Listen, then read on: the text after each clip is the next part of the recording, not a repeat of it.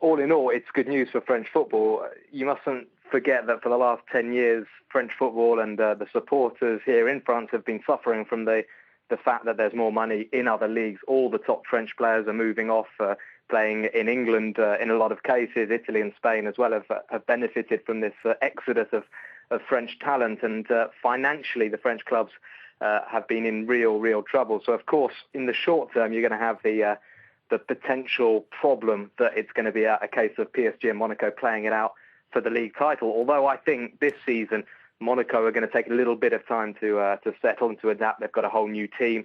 And I think we've got teams like Marseille, Lyon, Saint-Etienne, but in particular Marseille, who could, I think, get in amongst PSG and Monaco and pose problems. But in the long term, I think it's going to help to raise the overall level of the French game.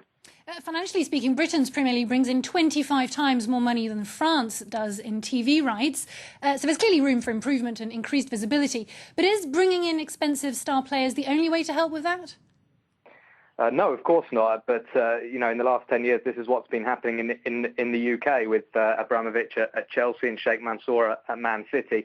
It's no different what's happening at PSG and Monaco. What the Premier League did, which no other league, I mean, you're comparing the Premier League with France, but it's the same if you compare the Premier League with Italy or Spain in terms of international television rights and the receipts that they gain from that. France are pretty much on a par with Italy and Spain, but the Premier League marketed itself incredibly well at the beginning of the 90s, and it's a huge brand now around the world. Of course, France has got an awful lot of ground to make up in that respect, and they are starting to do that. Okay, it's going to be a long way to go, and there is a lot of potential. That is one area they need to improve on. But of course, having Cavani, Ibrahimovic, and Falcao is going to be a massive help in that respect, getting interest around the world.